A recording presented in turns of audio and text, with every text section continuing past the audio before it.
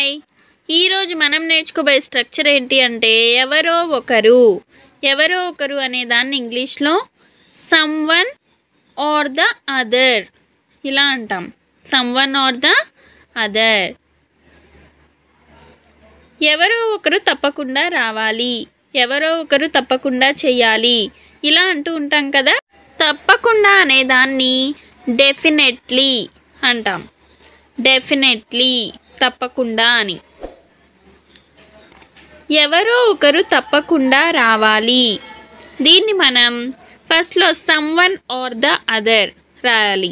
Someone or the other plus తప్పకుండా definitely. Someone or the other definitely plus has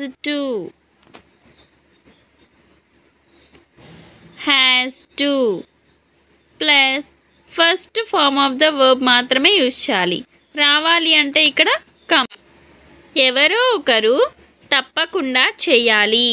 someone or the other, someone or the other definitely తప్పకుండా అంటే definitely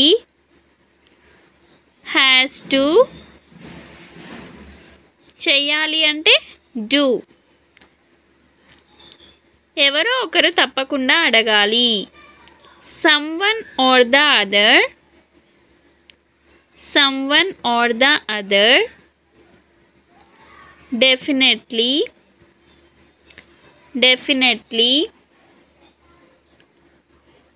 has to అడగాలి అంటే ask. ఎవరో ఒకరు తప్పకుండా చెప్పాలి. Someone or the other, someone or the other has to definitely has to చెప్పాలి అంటే టెల్. Has to tell. ఎవరో ఒకరు తప్పకుండా ఉండాలి.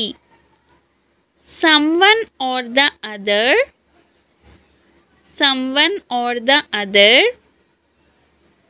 definitely has to stay. ఎవరో ఒకరు తప్పకుండా వెళ్ళాలి. someone or the other definitely has to వెళ్ళాలి అంటే గో. ఎవరో ఒకరు తప్పకుండా ఇవ్వాలి. Someone or the other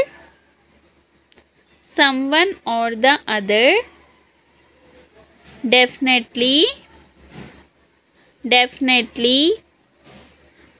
has to ఇవ్వాలి అంటే గివ్. ఎవరో ఒకరు తప్పకుండా పిలవాలి.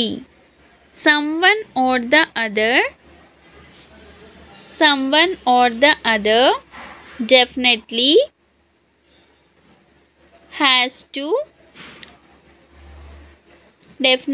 Has to